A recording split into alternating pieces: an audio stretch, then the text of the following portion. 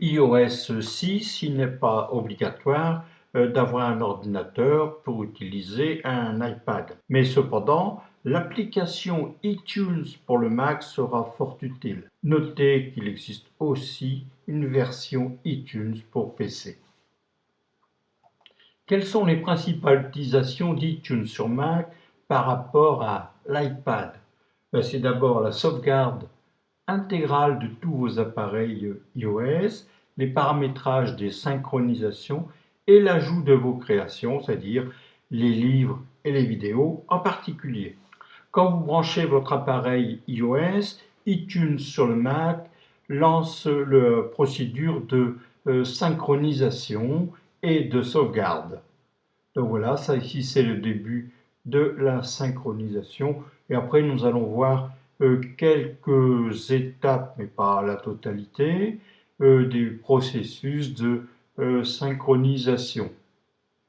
Donc on a les importations de photos, les synchronisations Genius, bon si toutefois c'est vraiment utile parce que ça prend pas mal de temps. Et ensuite la copie de documents. Donc là ici c'est un livre qui a été copié entre iTunes pour le Mac et l'iPad.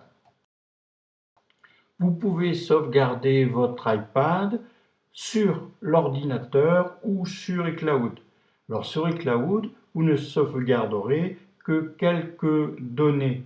Par contre, si vous faites une sauvegarde sur le Mac, vous pourrez sauvegarder la totalité de votre iPad ou de votre autre appareil iOS, y compris les applications. Alors ici, la synchronisation se fera à l'ouverture d'iTunes, c'est-à-dire lors de la connexion de l'iPad au Mac. Vous pouvez en plus cocher d'autres options sur cette page. Au niveau de la musique, vous pouvez synchroniser la totalité de votre bibliothèque musicale, inclure des clips vidéo et des mémos vocaux, ou de ne synchroniser que certaines parties de votre bibliothèque par des listes de lecture ou par artiste. Au niveau des livres, vous pourrez aussi synchroniser la totalité de votre bibliothèque enregistrée dans iTunes ou une partie. Ici, seuls les livres cochés, c'est-à-dire sélectionnés, seront synchronisés entre iTunes et l'iPad. Ici, j'ai décoché un livre qui n'était plus à jour. Il s'agit de la rampe numéro 49 consacrée à Windows Live Mesh. Vous pouvez synchroniser des photos entre iPhoto du Mac et votre iPad. Choisissez les éléments que vous voulez synchroniser entre iPhoto du Mac et votre iPad. Vous pouvez synchroniser des films que vous avez achetés ou créés sur le Mac avec votre iPad. Cliquez sur le bouton Film et choisissez les éléments, c'est-à-dire les films, les vidéos, que vous voulez synchroniser entre votre Mac et votre iPad. Vous pouvez aussi synchroniser les séries TV que vous avez achetées sur le Mac et votre iPad.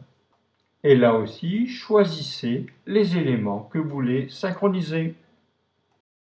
Si vous avez téléchargé des podcasts dans iTunes du Mac, vous pouvez aussi les synchroniser avec votre iPad.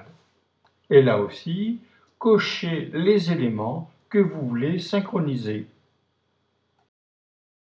Les iTunes University ou iTunes U à la française sont des cours payants ou gratuits qui sont dispensés sur Internet. Ici, j'en ai téléchargé quelques-uns, mais je ne fais pas de synchronisation avec l'iPad. Voyons maintenant la synchronisation des contacts et du calendrier. Si vous avez choisi de synchroniser vos contacts par iCloud, ne synchronisez pas ces contacts par iTunes, sinon vous risqueriez d'avoir des contacts en double. Le réglage de synchronisation par iCloud se fait par les préférences système iCloud et cocher les cases Contact et Calendrier si vous voulez synchroniser. Là non plus, les calendriers ne sont pas synchronisés entre le Mac et l'iPad parce que j'ai choisi de les synchroniser par iCloud. Si vous avez enregistré des sons dans iTunes, vous pouvez aussi les synchroniser avec votre iPad. Ici, je n'ai que 8 sons synchronisés. Il y a d'autres synchronisations disponibles entre iTunes et l'iPad. Vous pouvez synchroniser vos comptes mail. Ici, je ne les ai pas synchronisés. Vous pouvez aussi synchroniser les signets de Safari. En mode avancé, vous pouvez remplacer des informations sur votre iPad. L'iPad étant connecté au Mac, vous pouvez voir les fichiers musique et vidéo qui sont contenus dans votre iPad. Cliquez sur le bouton sur cet iPad en haut à droite et ensuite cliquez sur l'élément que vous voulez voir dans le panneau de gauche de iTunes. Donc là c'était les musiques, là maintenant c'est les films. Depuis iTunes du Mac, vous pouvez voir l'occupation disque des différents éléments sur votre iPad. Une partie de la barre colorée qui est en bas pour voir l'occupation de audio, vidéo, photos, applications, livres et autres, et ainsi que la place restant disponible. Bien que ce soit facile d'organiser votre iPad sur l'iPad lui-même, il est possible de l'organiser depuis iTunes sur le Mac. Cliquez sur le bouton APPS et vous pourrez voir à gauche vos différentes applications et à droite vos différents écrans existants sur votre iPad. Donc il est possible d'aller transférer des icônes applicatives d'un écran à un autre écran.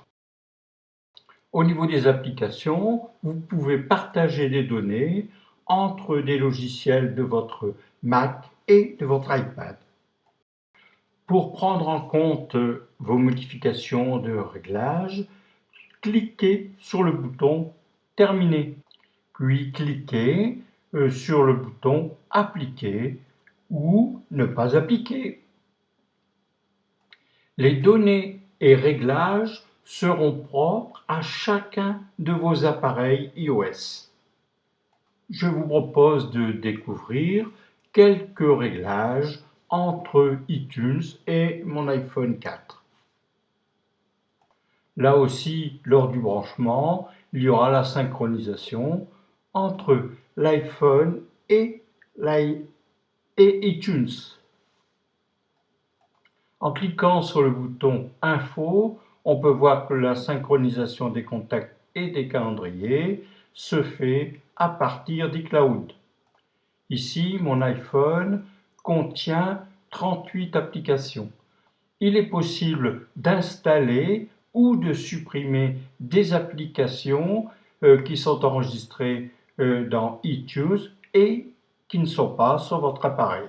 Ici, au niveau de la musique, iTunes Max a été activé pour l'iPhone, c'est-à-dire que je peux aller écouter depuis iCloud et éventuellement télécharger de la musique qui n'est pas sur l'iPhone mais qui est stockée dans iCloud. Ici, vous pouvez voir le réglage qui a été fait sur l'iPhone concernant iTunes Match.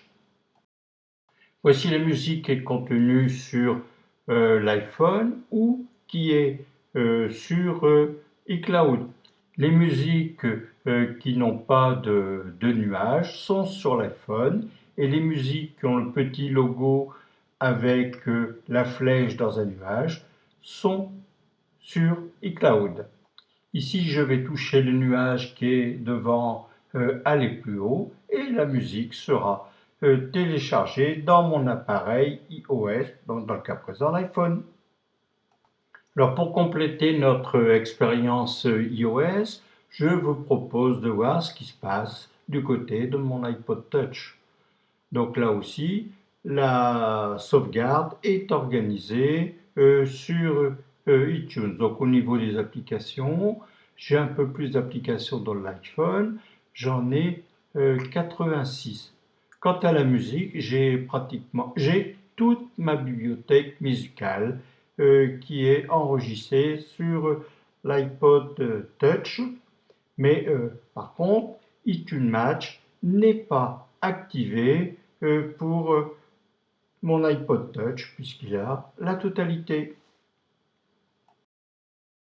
Mais c'est quoi iTunes dans le nuage? Avec iTunes dans le nuage, les achats qui sont faits depuis un appareil sont stockés dans iCloud qui ensuite les renvoie automatiquement sur votre autre ordinateur, donc Mac et appareil. Et ce, dans la mesure où votre appareil ou votre ordinateur Mac sont connectés à Internet. Merci pour votre attention et à bientôt.